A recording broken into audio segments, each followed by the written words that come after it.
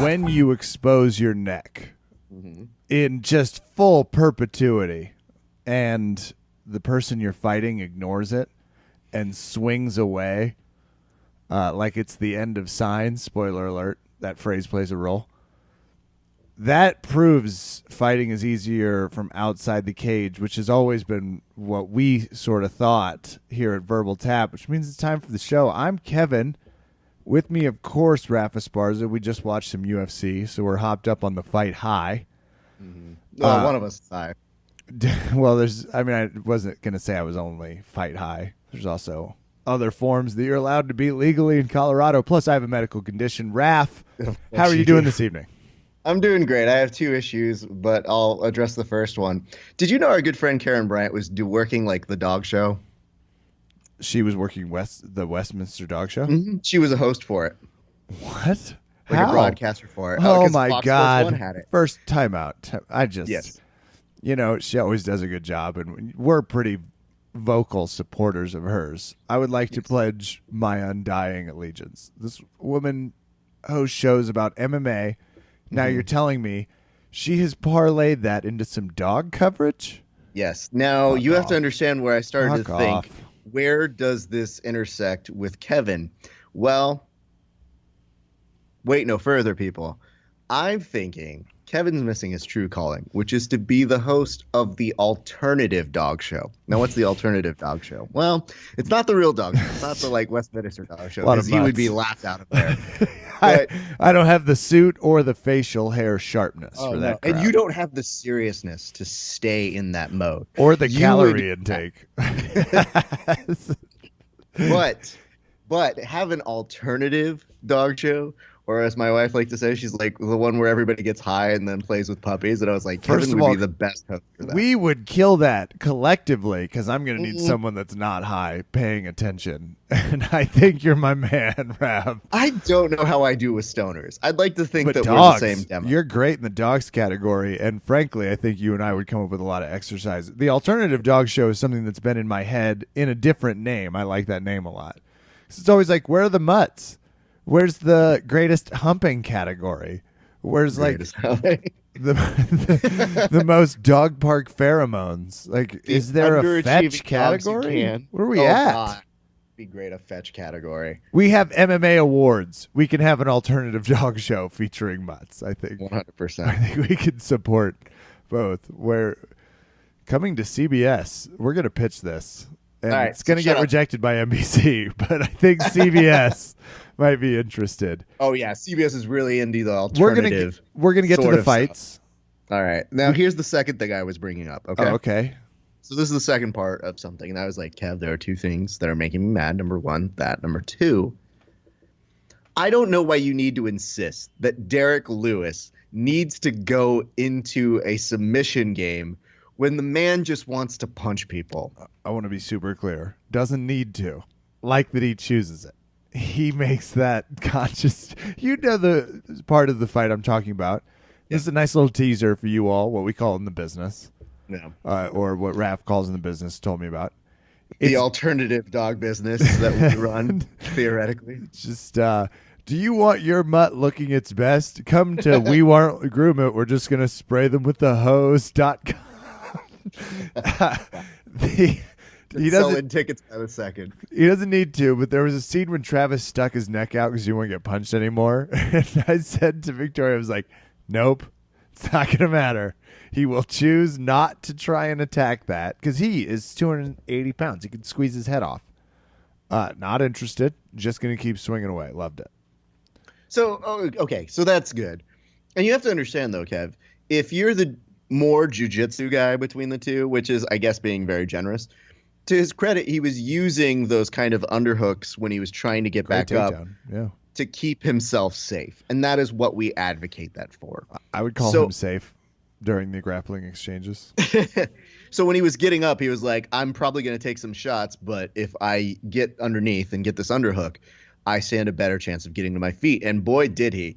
But the thing about this was that made me really angry was it looked like he was making visual eye contact anytime he got punched really badly with Yamasaki and was like, you can end this, dude. We're good. And that was no less than 12 times Except he did the whole worst set thing. Well, I wanna put a tease here because I think we've talked about this in the perfect. We're gonna finish our thoughts on UFC, but first I want to talk about you getting the song "Confident" stuck in my head by Demi Lovato. Sure. You might have released a pretty. Well, what's wrong with it, Kev? What's wrong with being confident? There is nothing wrong with being confident. There's a problem with singing it at your work when you're 25 years younger than. It doesn't matter. You posted it, a little meme, just featuring her. She's a jiu-jitsu practitioner. She studies the ground arts, or what Derek Brunson would call some of the things he used to knock Travis Brown out. I'm sorry, Derek Lewis, not Brunson. I keep wanting to do that because he just has such a strong persona. It's like Brunson's the strongest name I've ever heard, and I want to add that. It's Derek Lewis. So Demi Lovato does, in fact, have better takedowns than both Raph and myself, and you posted it's official. Demi Lovato's better with the "what's wrong with being confident" like parentheses in your takedowns.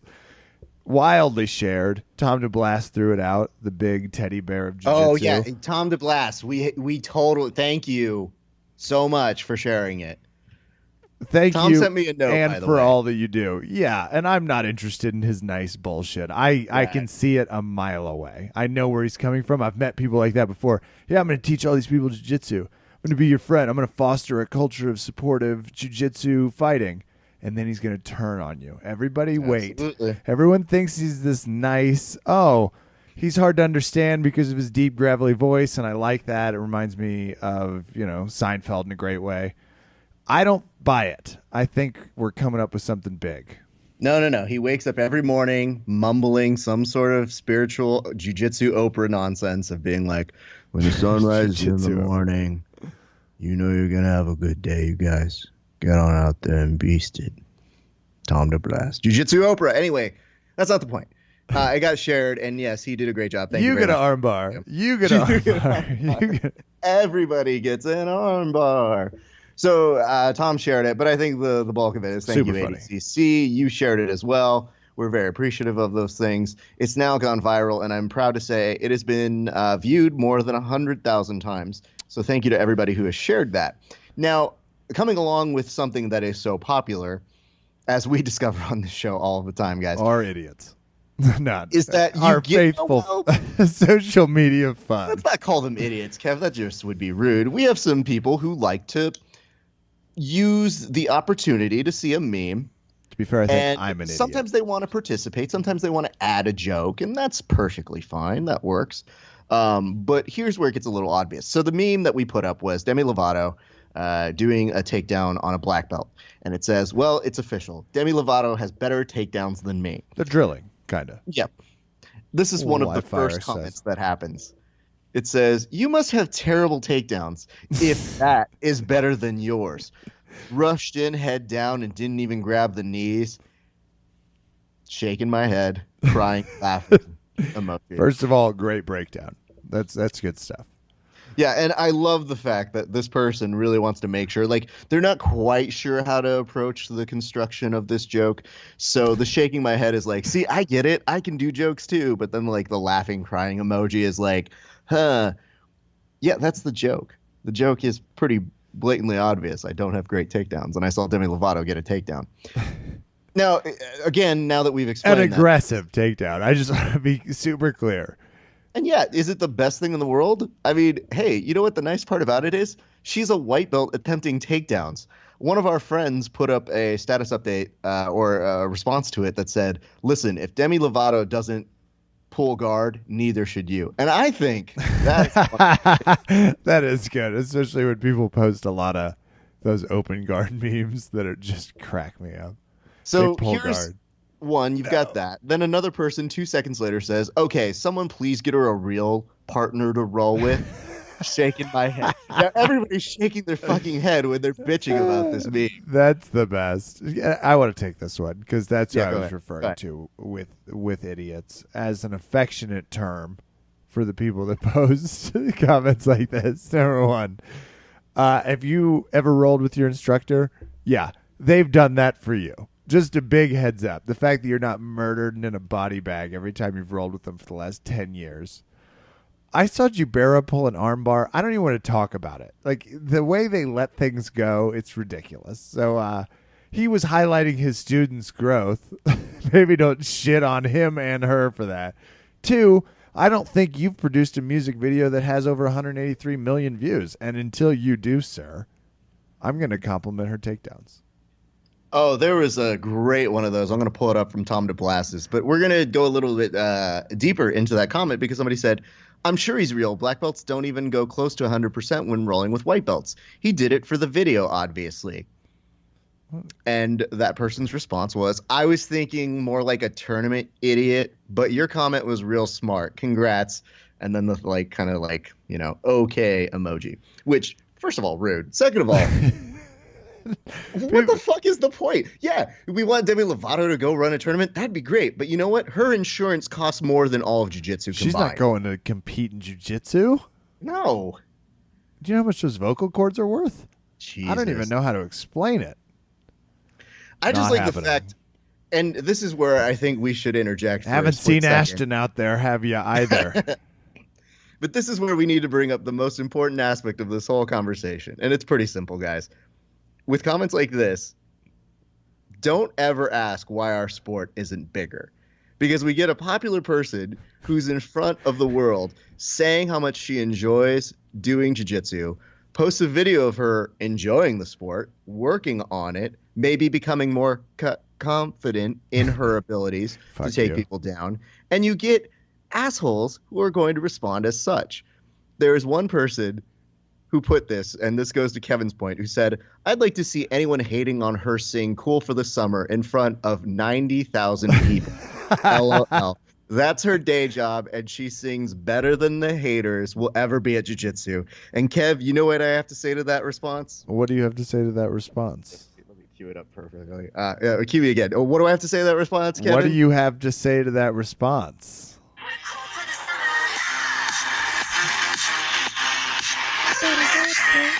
Okay, so here's what the important takeaway from that is. I really want to cue that.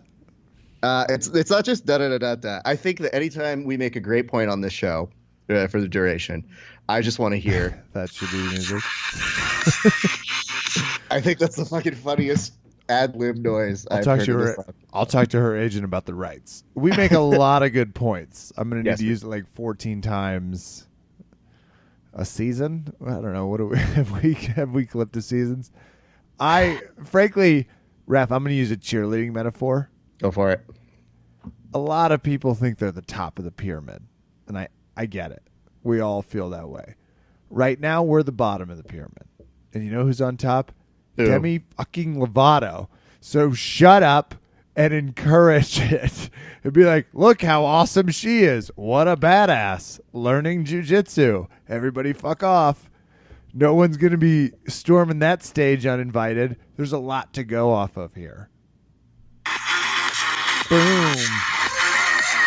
Yeah, so, I feel like it's our party button for Entertainment 720. This is when you guys really understand that we don't have a sound mixer board or anything like that. Literally just pulled up on my phone on YouTube. Anyway, I have to say, compliments like this when people say, she trains really hard. I got to say I'm impressed. She loves training. One fucking like. You could do better than that. She does. She seems to enjoy it. Let's not fucking shit on her parade. How many times do you see a white belt that then you criticize? You're like, hey, good takedown attempt. Too bad you didn't put your knee down. Keep your head up. Go ahead and drive. Do any of that bullshit. Circle to the left. Make sure that you secure the 2 points or however many fucking points you get. I'm just so mad I forgot how much points we get. I also, Raph, the other night I was rolling with a new white belt. I wish I had stopped and been like, I'm controlling you. Imagine what a black belt would do. You piece of shit. Smacked him and was like, get out of here. Find a new hobby. Oh, Kevin, that seemed very unnecessary. And it was like would you say that you were having a good time? I'd say I was having a great time. I was having nothing but fun. This kind of good time? Oh, that would make it better. I'm going to talk about getting Demi Lovato on the PlayStation on the playlist for Thursday. I enjoy this because people were like, whoever posted this has some horrible takedowns. Yes, duh. That's the whole point. Yeah, both of us do. Fuck off. Don't rub it in, by the I way. do She enjoy did the look fact- more spry than I have felt in 4 years. When you see it, though, do you have an issue with it being staged? Like, when somebody shows a new staged? technique or anything like that, do you go staged? No. When I see Keenan explain to me the worm guard with ease because his training partner isn't telling his hand to fuck off, it's exactly how I respond. I type in the comments, be more realistic, dickhead, and he knows what I mean. I do want to single out one person who had the best comedic response in return that I don't think got enough Hell love, yeah. and I'm actually going to like this one right now. It was her takedowns are stone cold, which, by the way, is another Demi Lovato song. So I'm told, because I had to go look it up. I was like, I think it's a song. Sounds Is that right. what the kids are calling them these Just more days? cultured So I than went to we go are. look for it, and there we go. So Evan Keogh, there is that. But somebody Evan brought up Keogh. one other great thing, which was this. And I really, really am proud of this. Somebody said that Demi Lovato suffers, I think, from depression. And so we know the collective benefits of doing jiu-jitsu. So if she is using this to channel that, I think it is a good use. And so she seemed really happy as she's doing it. And anybody who's really, ventured those kind of waters knows that this could be a very beneficial thing. I can't say that that's 100% true. Maybe we're all wrong. Maybe we're speculating. But that is one of the components that I think we as practitioners know to be true. So Get to hang out with other depressed people. It's helpful. exactly. Everybody just shows up. There's at least 5 of us in every class, just as a You're really ruining this next drop in. So massive heads up. Okay. Hold on. Lift it up. Say something nice. Jiu-Jitsu will absolutely resurrect you from that and potentially launch you into pop culture stardom. I mean, yeah. All right, This we're is done super with heavy. that bit for now. Well, perfect, because Raph, I actually need to put you on hold for a second. Oh, what's that? I can't have you both on. Ah, shit. Fine. He's calling. I have to do the... All right, cutting Raph off. Verbal Tap fans, before we get to tonight's UFC fights, we're going to talk about someone who owned Hendrick's ass. Here now, welterweight champion, number 1 in your hearts, number 1 in the podcast, number 1 in the world, number 1 in dinosaur reality shows made after dinosaurs, the Canadian finest, Georges St. Pierre. GSP, how you doing, sir? Ole, ole, ole, ole. GSP is back. Yeah, you are. You signed a contract with the UFC, you SOB, you muckety muck. Are you here to fight, or is this like a... remember when they signed Hughes to the head of VP research or something? Please tell me you're fighting. I'm very much fighting. Kevin, I have to say I'm very mad at your opening statement. Which one? The one where you just said I was a Canadian superstar. Oh, Are yeah. you not forgetting something, Merci Veku? Also a number 1 all-time French Canadian. Oh, that's right. Well, you know the Legend. French don't consider Canada. Mm. Never mind. French Canadian as well. GSP. Go on. New Orleans loves you. I've heard that, and I know you're big in Quebec, the Saskatchewans. You're number 1s. What's going on? Who are you fighting? Are you ready? Listen, number 1 all-time GSP does not take questions anymore. Now I will ask you the questions. Uh-oh. I have come here for a very important thing, Kevin Phillips, which is this. You're Who back. should GSP fight? Yeah, see, I don't even remotely know. I'm really nervous to answer that question. You call yourself a host of MMA chat show? Yes, no? Okay, I'll throw a name at you. Carlos Condit. Oh, no. Carlos Condit. I have done that. Been there, done that, girlfriend. Okay, so are you not wanting to fight any of your sloppy seconds? Because you fought like 50% of the whole division. No, they're going to line up some new rookies for me to fight. Oh, of course. I don't know who I'm going to fight. I'm coming here. I'm asking you. Would you like perfect. to see me versus Michael Bisping? Kinda. I'm interested. I think you could win that fight. I'll say that. Would you All fight right, him at 185? No, I would fight him at imaginary GSP weight. Perfect. So 170 dinger. It's an interesting number they I have in would show up Canada. on a scale, and then I would wink at camera, and I would say, GSP knows. And people are like, he's good. USADA approves this. Blessings. Oh, that is another reason why I'm back. They have made so many different changes with the USADAs. I love the USADAs. They're so good. The USADAs. Well, I'm a little disappointed because I was expecting the Boneyard Season 2. But I'm prepared for whatever comes next. I also think, there's a little bit of unfinished business between you and Anderson Silva. What an interesting super fight. Funny you should mention that. That was my next question to you. See, I am raising all the important thoughts, even if you do not know that I am doing that. Would you like to see me versus Anderson Silva? I want to be super clear. I'd like to see you versus a wall. I would like to see you versus an iPad. I would absolutely like to see you versus Anderson Silva. Yes is the answer. You can see me versus an iPad at your local Best Buy. I spend many a time at the Geek Squad. I am like, yes, no, this work? Oh, well, take it back then. GSP does not want it. That would be awesome. I bought Photoshop. I put the photos in. It doesn't do anything. It's ridiculous. GSP's he's trying to get some help here, but the tech world's not interested. You are an invaluable part of this podcast. We're glad you're back. How long do you think you're back for? GSP will be around until he gets bored enough to go to Bellator. So, perfect. Okay, that could be 2 could months. Be that could be a year. 2 weeks. Could be a year. Could be, and when I am 49 years old, it is very hard to tell at this moment. Well, I like that you're Tom Bradying your way back. I think you're the man to do it. I think a break was great, and I can't wait to see how the Danaher squad has helped you. That's a hint that I want to see you doing some knee bar attacks. I want to see some heel hooks. We shall see. We shall see. It's very hard to say. GSP does not give away his number one secrets, but I will tell you, I am better than Gary Tolman. Yes, no? Oh, yes, absolutely. That asshat amateur. I mean, let's just call a spade a spade. All of GSP's entourage right now is nodding in approval. I will let you know that.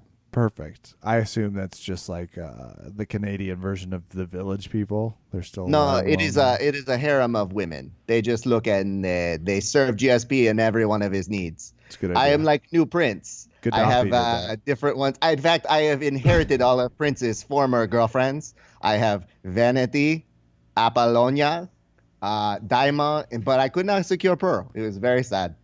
She wanted too much Pearl. That is sad. Well, Verbal Tap fans, the one, the only, former welterweight, about to be welterweight, middleweight, who gives a shit? Champion of the whatevers, Georges St. Pierre. And if I gave you diamond, then, well, not legally allowed to say pearl, but that one. Okay, goodbye, everybody. GSP number one in your hearts forever and ever. Goodbye. Number one in our hearts, number one in our ratings. Georges St. Pierre back officially, signing a contract with the UFC, putting the Reebok differences aside, being a bigger man, displaying what Justin Trudeau calls leadership.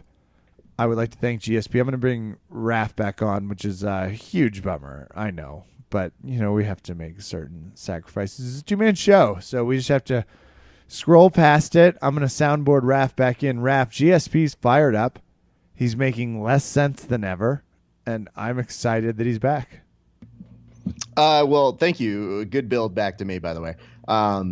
It's interesting to see what they have in store for him. They keep mentioning all these people. Bisping, womp womp, don't worry. Where are they fighting at? Is it? I guess it's just like 180 something. Well, they said that he might stay there. Might be like a super fight with Bisping. Then there's even talk that he might go down to 155. Perfect. So GSP's just at some ridiculous non-existing weight where they can just plug him in.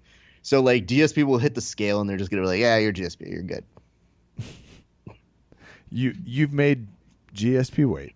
Nicely done. Absolutely. And pretty early, though. This does make the division more interesting. Give someone young and not quite good enough early. Let him have some fun and then throw him in the mix. But I'm 10% skeptical. Just 10% nervous. Really? Yeah. For what? Fighters don't get better with age. Not terribly much like Well, wine. Joe Rogan is saying that he is better. He has inside intel that shows us all, eventually, that GSP is better than where he left off. Well, look at you being king of the accidental segues. Joe Rogan also called 39-year-old Hector Lombard one of the best athletes in the UFC today. Nice. That just bites the tension. It's so helpful. UFC Fight Night, Sunday, February 19th, was tonight. Yes. We've already alluded to it. You saw Derrick Lewis's post-fight interview? I think I saw all I needed to see because it was good. Mentioned he was definitely sex. feeling it. Well, yeah, as he does. Calls Brown out on some manliness and some past transgression. I saw one person put it as simply as saying he went full Clubber Lang. Now, children, if you don't know who Clubber Lang is, go watch Rocky III. First of all, ask your family why they let you down in life. Yeah, and didn't figure that out. Figure out who's responsible for not educating you. Then number two, watch the scene specifically in Rocky III where they say, "Whatever, old man, shut up, old man. I don't care. I ain't here to see you. You're jibber jabber. Shut up, old man," which is one of the best scenes. And it explains so much about the fight world. And then number two, watch the interview with Derrick right after this fight because he goes full in on him. And it is interesting to see that normally you get the respect angle of like, oh, I just said those things to build up that fight. Not the case here. Definitely still is talking shit about a person who he beat up so badly that he did not seem to move for about a good 5 minutes after the fight. He was able to stand up for the official announcement, so that was good. But Kev, you were talking about the fact of Joe Rogan. I think we need to address this before we address the fights because it was so blatantly obvious what was happening.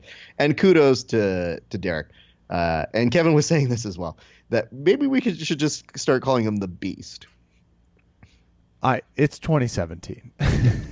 They just it's everybody kind of bites it a little bit. And we don't need to do that.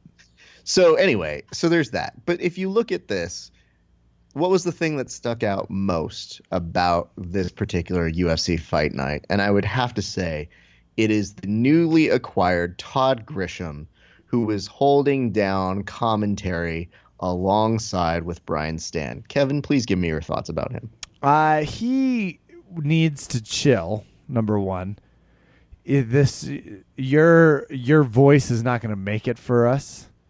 So I was not terribly as into it felt like he was really turning up the announcer voice. Like, and the puck goes up to Ganesha sets back, and it sort of had that hockey pace to it. MMA is a little slower. Tends to be a little more conversational. I thought Stan kept it conversational. I did not, for a first time, not bad. You're calling a new set of fights. It's a little different, but MMA in general, especially those heavyweights, just breathe for a minute, man. Fucking chill. They're not going to punch for another 20 seconds. They don't have the energy.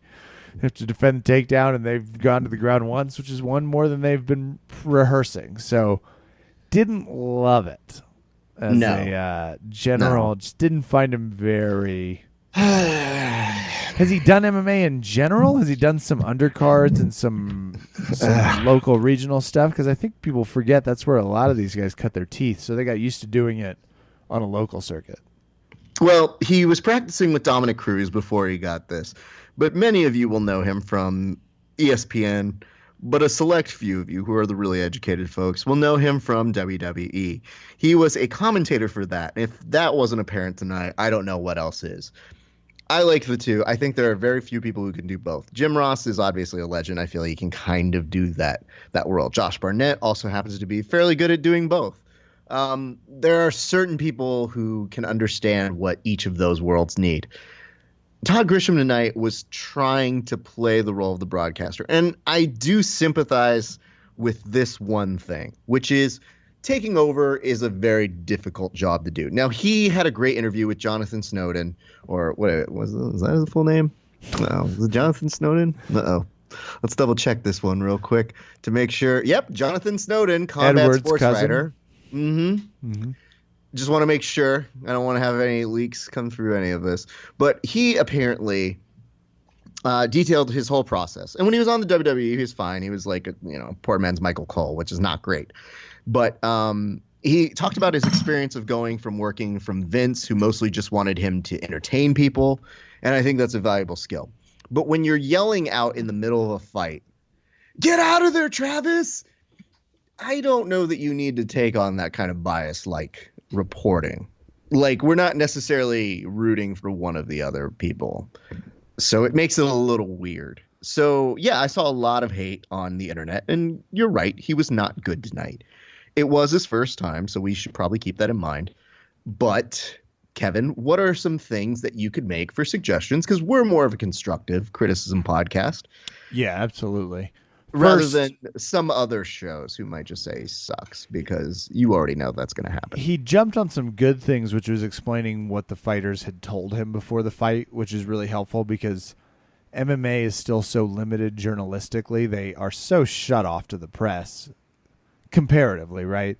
And I get it. They don't pay as much as, say, Kevin Durant does to tolerate questions. So it becomes a different thing. He had a lot of good insight. He was flinging it at us 100 miles an hour. Flinging at us at 50 miles per hour, and, we don't necessarily need to hear as you have articulated. Although I didn't hate the, he's got to get out of there, but it was like, Travis, get out of there. I was like, why is he talking to them? Doesn't matter. You are cage side. You might not want to be screaming, Travis, get out of there.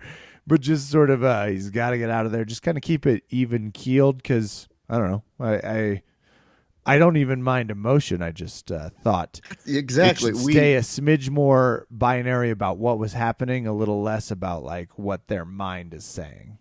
Well, because think about it though, his job is to walk us through the process. Yeah. And if the tour guide at Universal Studios starts being like, "Oh shit, there's a fire," duck around this corner. You might get a little weirded out on the tram ride. There was another moment, too, where, and again, constructive, so we're going to put this out there. There was a moment when he was talking about Johnny Hendricks, and he said that, Johnny Hendricks makes this whole thing, and he goes, "Man, I just want to say thank you, guys, and God, I'm so excited, and God is good, and I just want to say thank you, Canada. That was great." And in my brain, I was thinking, he's just happy because he gets to eat tonight. But that's a joke I say on the inside, and then share with you all on Twitter, not on a broadcast. He then says, after that speech, and they cut back to him, he goes, "And look at Johnny Hendricks using some cheap pops to get over with the crowd here." And you're like, no, that's so mean. Because I like the idea that he's saying it's a cheap pop, which is something that you refer to in pro wrestling, which means, you're saying, "I love to be here in New York." And the audience goes crazy. Well, Yeah, and he seemed to think fights should get called a lot. When Travis got hit because he's like, "And that's over." Oh, hold on, and it's over, and it was just like, breathe. It's not quite over yet. Well, Kev, that's an interesting thing that you bring up here because in that interview with Edward Snowden, famous leaker of secrets. There was some food recipe. He was a chef in New York. I don't remember, but. So he makes a good case where he says he's not replacing Goldberg, at least from his perspective. He's replacing Anik, who's getting called on to, I think, do more pay-per-view kind of stuff. And I can maybe agree with that. But yeah, he's taking over, and it seems consequentially that, Goldberg out, him in. But this is an interesting thing that he said. He says, "To me, the blow-by-blow announcer has to be there for that magic moment, that holy shit moment. That's when people notice if you're good or not. If someone gets knocked out cold, like to the frozen tundra, you say a head kick knockout, you have to show up for that. That doesn't cut it. At least for me, that's where you shine." And he says, if I feel a finish coming, I'm going to lay out and let you do your thing, is what Brian Stan told me. And in the wrestling business, they call it getting your shit in. Brian's going to get his shit in, his people elbow, which is breaking down the complex action. That's where he does well. And he's going to let me call the finish, which hypothetically I do well. So. Brian was trying to bring on. They were having trouble connecting too. You could tell. And does he grapple? Does he participate? At times it felt like he was giving commentary like he does. At times it felt like he doesn't. I think what happened was there was a great moment that you and I were talking about We laughed a lot about this, but there's a great moment where I think they're talking about using energy and being smart about how you expand your energy and whatnot. And he's just like, I think this is something I sent to you, where you just saw a hard no coming from Brian Stan. And he's just like, he goes, well, you can tell he saved their energy for the third round, Brian Stan. No, you dork. Nobody just saves their energy to be like, yeah, I'm powering up to be better in this round because I sucked the last two. So it was a strange moment. It's nothing too different from what we saw with Goldie and Joe, where sometimes Joe would no-sell things. But I would say this. If I'm really looking at him, and he is truly a broadcaster at heart, he's going to go home. He's going to watch. Still a professional. Yeah, I mean, I think he takes his job seriously. I think he wants to do a good job. I think he will go home, and I hope he will take notes and make adjustments. And I think, obviously not the best showing for the first time, but who really has the best showing the first time? So to Todd, we wish you luck. Do I wish it was somebody else in there? Yeah, But if you're going to be there, make the most of it. And hopefully, don't suck too bad. I guess that's my feedback. Don't suck too hard. And yeah, just be on the same page, the two of them. He kind of did sound like a WWE. Sort of just had that, it's down the front, like just calling and the fist is up. He mentioned that he wanted to stay in the third gear. He was going to play the third gear until he got there. It's like Hector Lombard could barely stand by the third round. Just as a heads up, he didn't save shit. He lost it all in round 2 at the end. That's what that looks like. It's a tired person. It's not quite as crisp. And I will say this, 3 rounds in a UFC 185 fight, there are a lot of really gifted athletes in the UFC that can do that. Yeah. Hector Lombard is no longer one of them. He struggles. Well, but, I thought I enjoyed Joe Rogan's Jimmy Fallon-esque hypes of each of these. It's so amazing. It's just the best I've ever heard. Can't imagine anyone being cooler to talk to right now. Talk to Spirit Fight. Hendricks wins via chunky decision. Came in at 185. Did you see Lombard came up at 182? I did. Okay. Just interesting. Well, good fight. Kind of a fun fight. Also a sloppy fight. Can we be fair, though, Kevin? If I know that you're someone who's missed weight a few times, I think I'd come in just for funsies at whatever weight I felt like, too. That would be awesome if it was collectively. Mm-hmm. Like you guys are fighting at you're fighting at 370. So as long as you're 185 and he's 185, you're good. But if he's 186, you have to be 184.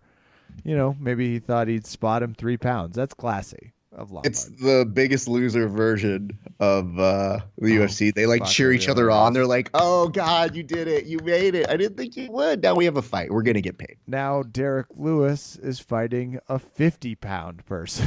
If there was just like a 350 limit, that'd be awesome. I like that. I watched that fight. It was good. A lot of back and forth. A lot of sort of slow-moving strikes. No one definitively did, but I thought Hendricks won the fight. Yeah. Cecilia got beat up by Gavin Tucker. How fun is Gavin Tucker to watch? And side note, how sad is it for Jazz to lose him?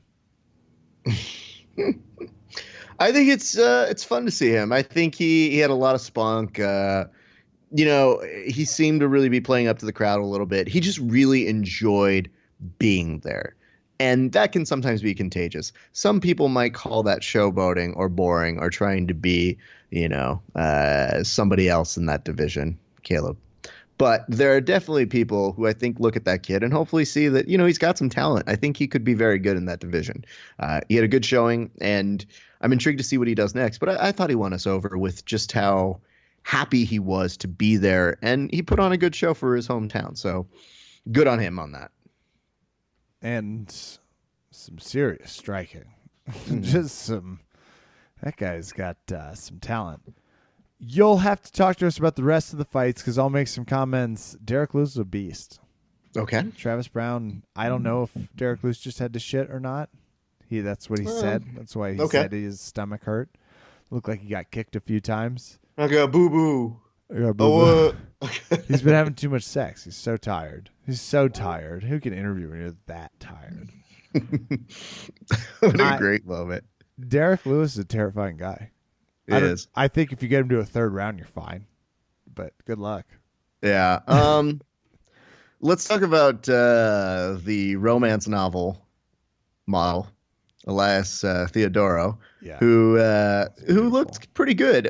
However, he did say something that was a little crazy, Kev. What did he say? Well, it's a little nervous for us in this sense, where he said that somebody on Twitter said, I think if he won that fight, they would have to get a tattoo of his beautiful face and hair on their person. So he then said, he's dedicated his whole post-Twitter speech to that. And I wanted to clear the air for us. So I tweeted directly at him on our behalf, Kevin. From here on out, consider us Twitter scared. We will only stick to jokes about your beautiful hair, not unnecessary bets. I feel that's fair. I feel that is something that is important. I'm happy to only talk about his hair from here on out. Pot committed. I'm in. Couldn't agree more. Absolutely. It was a pretty okay fight.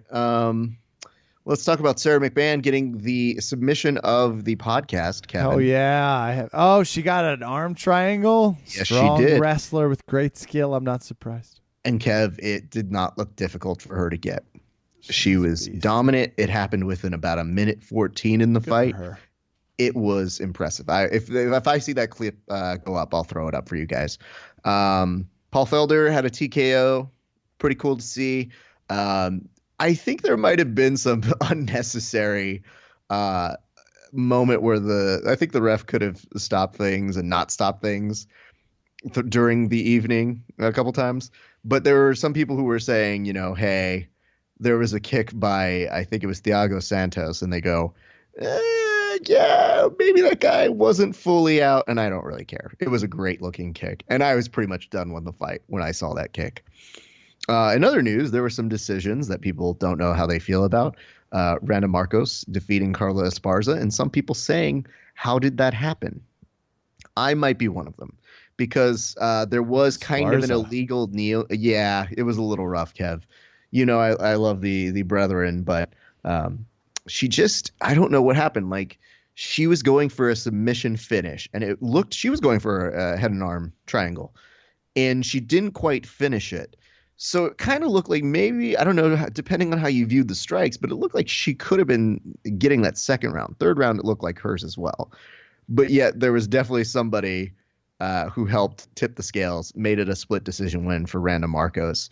And people are wondering if there was an illegal knee that may have swayed the judges or something to that effect. We'd love to hear what you guys thought about it. But there was that. There was also some people who said that maybe Zahabi didn't deserve to win. I really didn't care one way or another. So there's that. And that's really all that's fit to print about the main card for the UFC Fight Night. And I will tell you guys, it is an interesting moment, just for some small notes, to see Sam Celia's corner basically tell him, stop being a bitch, essentially.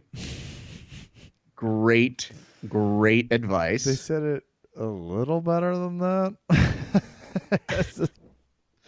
Our arm triangle was good. I think other than that, the only big note I wanted to bring up was this. At one point, I think Todd Grisham mentioned the fact that one of the UFC fighters was a blue belt in Brazilian Jiu-Jitsu. And I put this out there because I think it's important to note. If I'm a blue belt fighting in the UFC, you don't need to mention that. We good. I agree. Also, just shut the fuck up about my belt rank. Like, practices jiu-jitsu. Or, you know what? Wait till, even when they say purple, you must at least know. When they say purple, though, Kev, I go, okay. When they say blue belt, I go, not that there's anything wrong with that, guys. But I obviously got to the UFC on being more than just a purple belt. Can we maybe make reference to that? Especially when we're standing up and striking. Like, there's some dead time. And guess who basically was the person to bring up that fact, Kevin? If I were to just give you one guess. Brian Stan? Definitely wasn't him. Take one more guess. Jesse Saxon? No, listen, you know who it was. Was it just you? say his name. No, it wasn't me. Say the person who was on the broadcast team who brought up that fact. I already forgot his name. Ouch. How do you forget his name? I never There's knew two it people. prior. It Kev, wasn't come Brian on. Stan. Who was the other one? It's Brian Stan and I'll have to Google it. I'm sorry. Todd Grisham, and you There ruined you this go. fucking. You don't get that. I get that. Why is it on me to say Todd Grisham's name? Because I was you need to learn sorry. his name. He's part of the fucking package now. We don't have a choice. We shouldn't record on days I work. I've told you that. Oh, yeah. You didn't have enough time for this. They didn't just pepper him in beforehand. He's forgettable. I'm just gonna say it out loud. It wasn't good. Listen, I'm doing this fine. one more time just to make me happy. That's how mad I got. I had to play that fucking sound clip twice. Anyway, Kev, let's discuss our thoughts on a canceled fight. And let's also discuss this very scary fact. Not only have the Russians infiltrated our elections, but they are now attacking our most sacred institution. It's unbelievable. The quote unquote second biggest MMA organization. That's not the UFC. Yeah. Fedor, his opponent, Matt Mitrione, they were supposed to fight Saturday on Bellator or something, pulls out because of illness. And as you have astutely pointed out and made famous via meme, this is bullshit. Another Russian election hacking, and I won't stand for it, Rav. I was upset the first time. I'm upset now. Do you know what he came down with, Kev? A case of the I opened my mail. How dare you?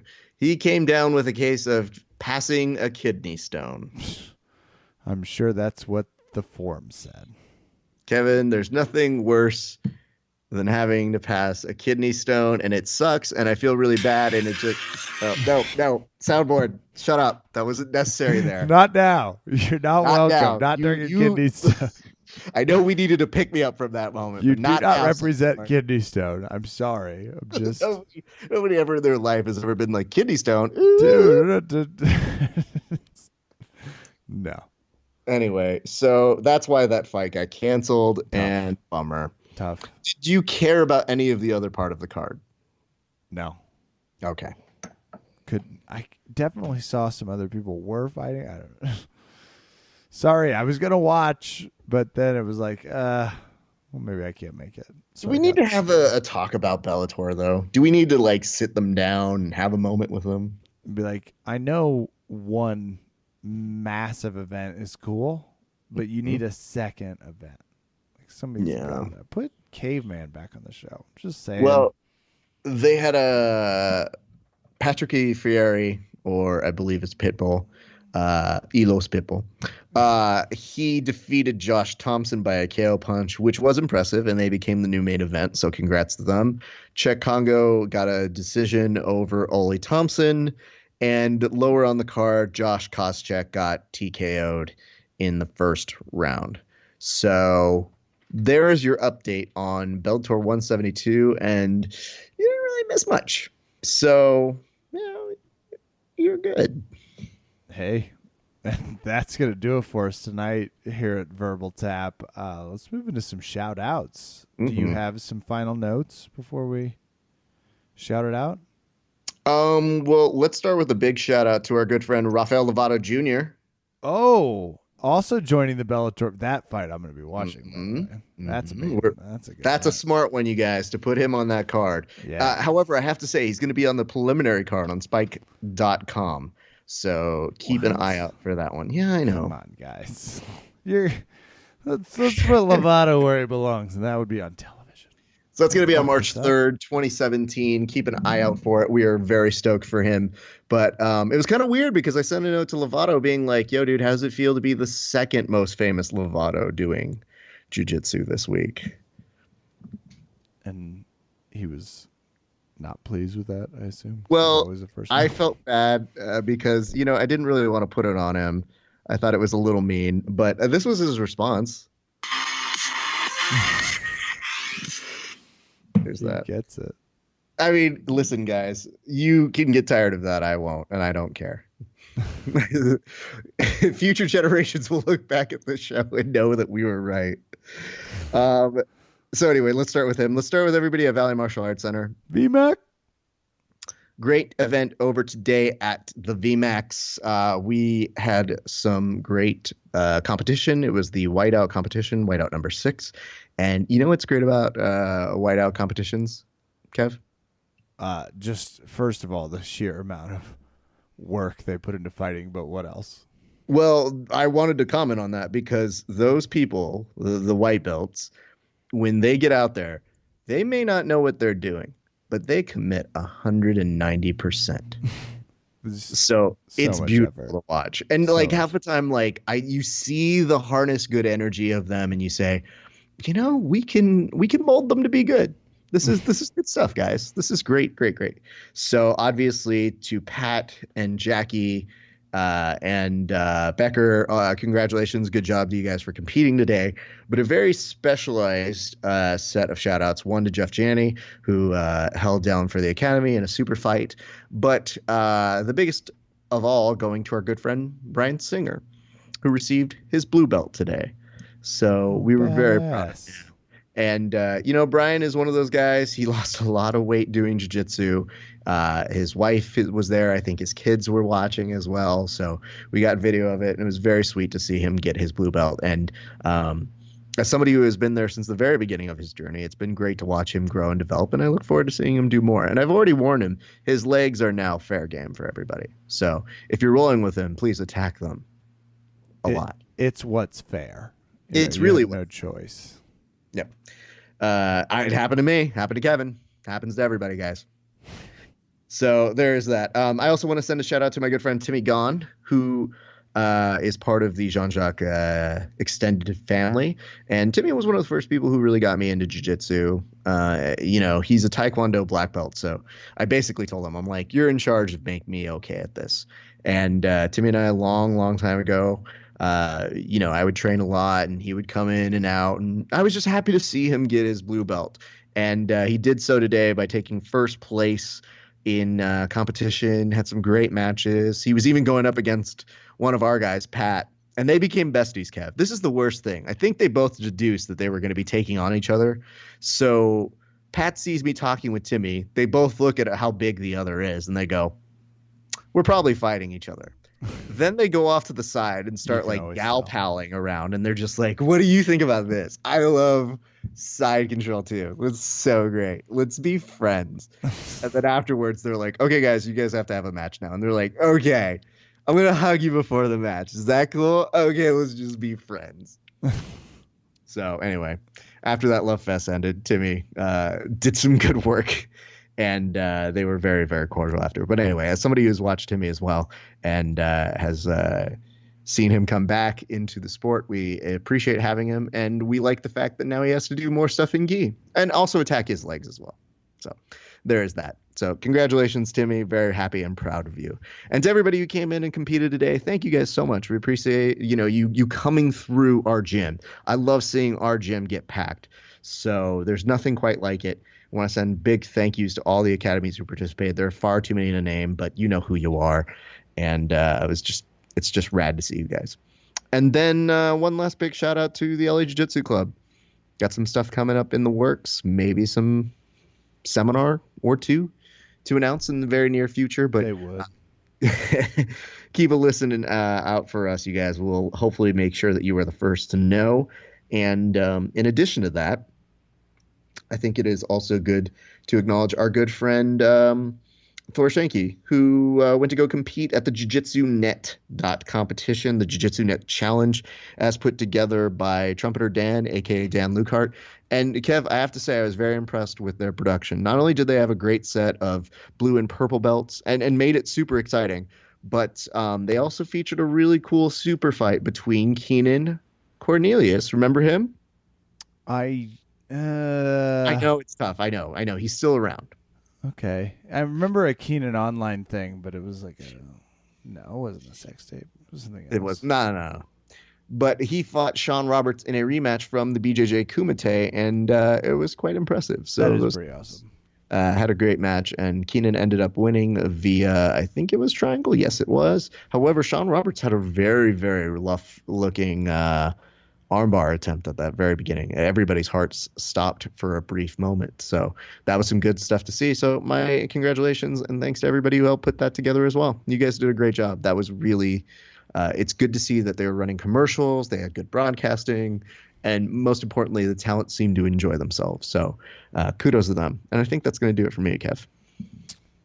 First, shout out to Sean Brown. Just one of those brown belts that makes you regret choosing this sport in terms of like, wow, I'm not good enough. But one of those great brown belts in terms of like, wow, this does feel like drowning. This would be cool to do to somebody someday. Massive compliments out. He was teaching me some lessons and giving some free lessons out to the whole crew. After Jubera taught some awesome overhook game. Love the old school, the overhook with both. I use that a lot, no gi. I haven't been doing it as much gi. Not anymore. It's back. That's all I'm fighting for. Love the overhook stuff. I also whipped out BJJ Training Journal, the actual journal, not just the app this time. So I was like, I'm in the mood to write something down, give it a little try for a few months because we do directional drilling.